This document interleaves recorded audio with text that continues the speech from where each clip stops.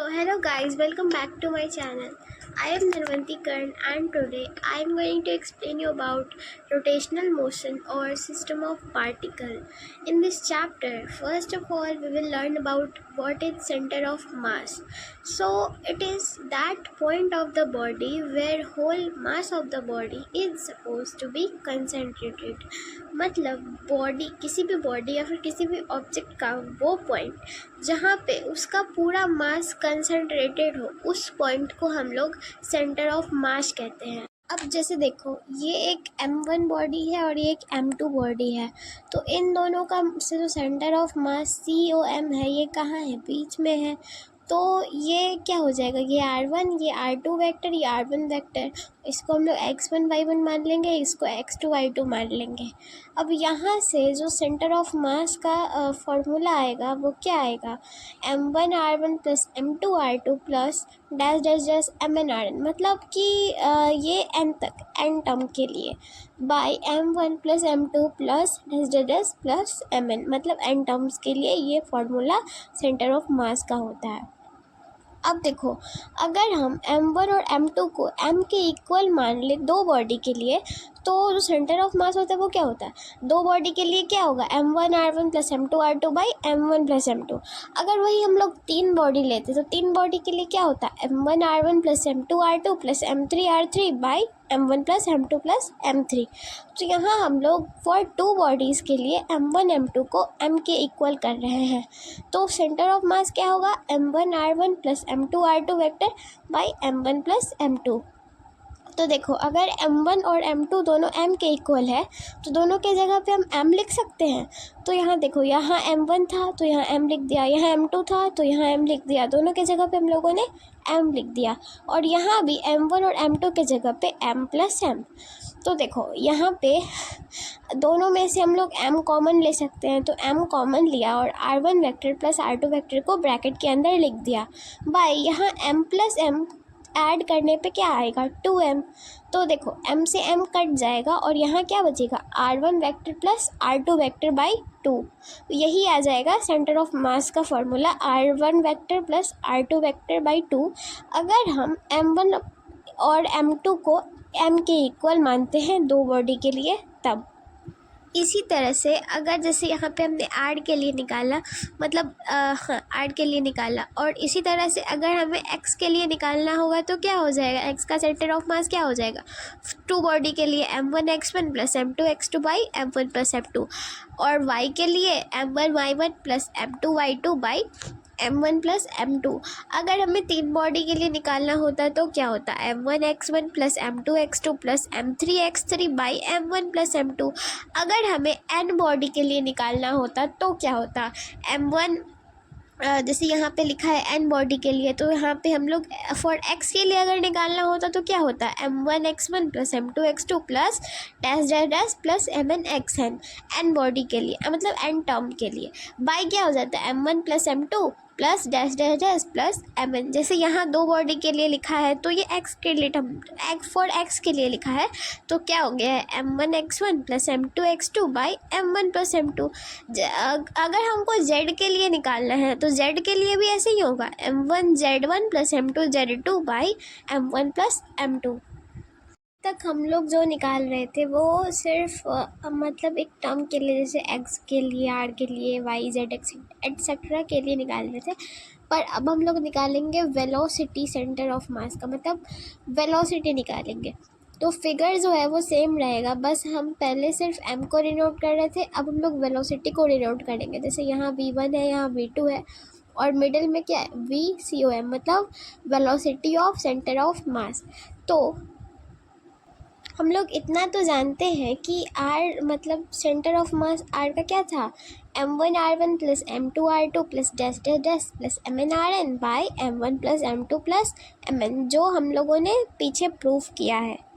तो अब हम लोग क्या करेंगे? अब हम बोथ साइड को डिफ्रेंशिएट करेंगे विथ रिस्पेक्ट टू t। तो हम जानते हैं कि डिफ्रेंशिएट कैसे करते हैं, डी बाई डी टी का यूज़ करके। तो यहाँ लेफ़्ट हैंड साइड में हमने डी बाई डी टी और यहाँ इस जगह पे RCOM लिख दिया, ऐसे dv बाई डी टी और v के जगह पे RCOM लिख दिया, मतलब सेंटर ऑफ मास। और इधर भी d बाई डी टी और इधर v के जगह पे m1r1 plus m2r2 plus mnrn by m1 plus m2 plus mn लिख दिया है। अब देखो अगले स्टेप में जो है ना, देखो यहाँ पे d और RCOM और बाई डी टी, मतलब इसको हम जानते हैं कि v को हम लोग d r by d t कह लिख सकते हैं, मतलब v is equals to d r by d t हम ये जानते हैं। तो इसके जगह पे हम लोग v लिख सकते हैं d r by d t के जगह पे, और centre of mass as usual रह जाएगा सेंटर ऑफ मास VCOM। और देखो इधर हमने क्या किया है कि ये जो m1 plus m2 plus mn है ना, इसको हम लोगों ने बाहर निकाल लिया। तो बाहर कैसे निकाला, 1 by m1 plus m2 plus mn। और ये सब जो है ये d बाई डी टी, और ये जो ऊपर का इक्वेशन है उसको हम लोगों ने सेम लिखा है d by d T into m1 plus m2 m1r1 plus m2r2 plus mnrn। अब जो नेक्स्ट स्टेप है उसमें हमने ये जो d बाई डी टी है इसको इस पूरे से मल्टीप्लाई कर दिया तो क्या आया, d m1rn by d T plus d m2r2 by d T plus d mnrn by d T. अब देखो अब जो नेक्स्ट स्टेप है ना हमारा, पहले यहाँ तक तो हमने मल्टीप्लाई कर लिया था, तो अब जो है इन सब इसको इससे पूरे से मल्टीप्लाई कर लिया था ना हमने। तो अब जो भी m1 m2 mn है इस सब को बाहर निकाल लेंगे, मतलब m1 को बाहर निकाल लेंगे तो क्या बचेगा d r1 by d T, यहाँ m2 को बाहर निकाल लेंगे तो क्या बचेगा d r2 by d T, और यहाँ mn को बाहर निकाल लेंगे तो बचेगा d rn by d T.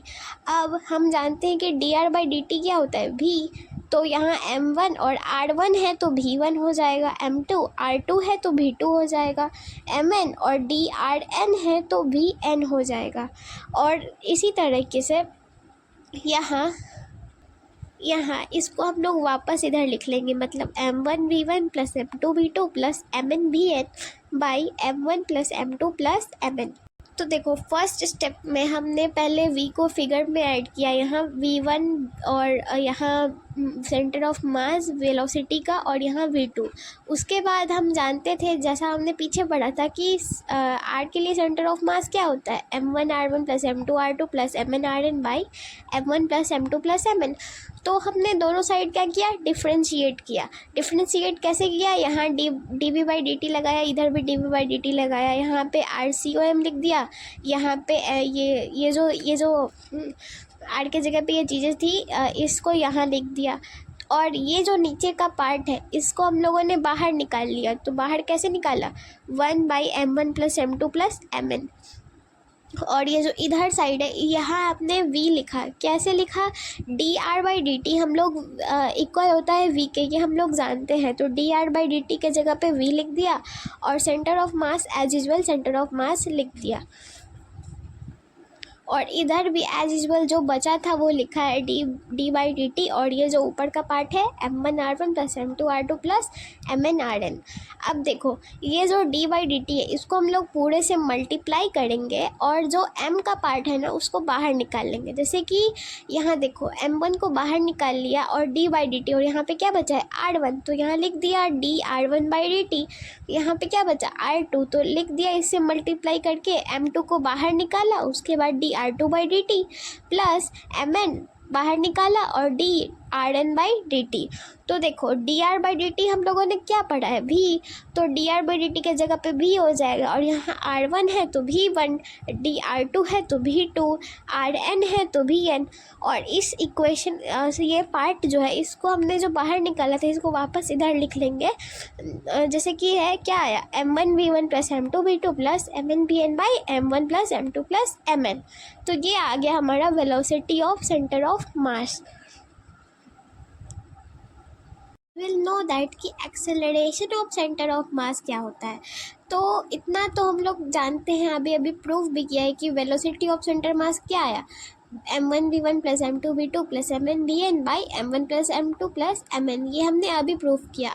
और वो ये दोनों प्रोसेस मतलब velocity of centre of mass और acceleration of centre of mass लगभग सेम है, बस उसमें हमने वेलोसिटी निकाला यहाँ RCM करके यहाँ, और यहाँ जो एक्सेलरेशन निकाल रहे हैं वो VCM करके निकाल रहे हैं। तो वेलोसिटी हमने निकाल लिया था, ये हम जानते हैं, तो ये हमने लिख दिया कि we know that VCM is equals to this. और अब दोनों साइड क्या करेंगे, डिफ्रेंशिएट करेंगे जैसे वेलोसिटी निकालने के लिए किया था। तो dv/dt और यहाँ पे सेंटर ऑफ मास है तो सेंटर ऑफ मास, फिर dv/dt और यहाँ v के जगह पे ये आया था तो यहाँ पे लिख दिया, जो ये आया था उसको यहाँ पे पुट कर दिया, m1v1 plus m2v2 plus mn dn by m1 plus m2 plus mn।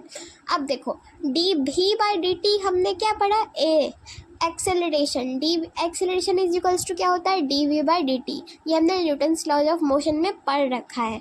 तो यहाँ dv/dt के जगह पे a लिख देंगे और centre of mass as usual रह जाएगा। और देखो यहाँ पे एज यूजुअल जैसे हमने वेलोसिटी के प्रोसेस में किया था, इस वाले पार्ट को बाहर निकाल लेंगे। तो कैसे निकालेंगे, 1/m1 plus m2 plus mn, और ये जो रह गया है d/dt, और ये इसको हम लोग वैसे ही लिख लेंगे जैसे है d/dt इंटू ये वाला पार्ट, सिर्फ ऊपर वाला m1v1 plus m2v2 plus mn bn। तो देखो अब ये जो पार्ट है इसको इस पूरे से मल्टीप्लाई कर लेंगे, मतलब d/dt को इस पूरे से मल्टीप्लाई कर लेंगे और m1 को m2 को mn को बाहर निकाल लेंगे जैसे वेलोसिटी में किया था। तो m1 बाहर निकाल लेंगे तो dv1/dt आएगा, m2 को बाहर निकाल लेंगे तो dv2/dt आएगा, और mn को बाहर निकाल लेंगे तो dvn/dt आएगा। तो देखो dv/dt हमने अभी क्या सीखा कि a होता है, जो हमने लॉज में पढ़ा है, लॉज ऑफ मोशन में। तो a लिख दिया, और v1 है तो a1, dv2 है तो a2, और vn है तो an, मतलब dv/dt a होता है, और v1 है तो a1, v2 है तो a2, और vn है तो an। अब देखो वापस से ये जो इक्वेशन हमने अलग किया था इसको वापस ऐसे लिख देंगे, m1a1 ये जो है इसको यहाँ लिखेंगे पहले ऊपर में m1a1 plus m2a2 plus mnan, और ये जो हमने अलग किया था इसको नीचे में लिख देंगे m1 plus m2 plus mn। तो आ गया हमारा एक्सेलरेशन का फॉर्मूला, जो आया है m1a1 plus m2a2 plus mnan plus by m1 plus m2 plus mn। अगर दो बॉडी के लिए एक्सेलरेशन निकालना होगा, ये तो एन टर्म के लिए था, अगर हमें दो बॉडी के लिए सेंटर ऑफ मास निकालना होगा एक्सेलरेशन का, तो क्या करेंगे, m1a1 plus m2a2 by m1 plus m2।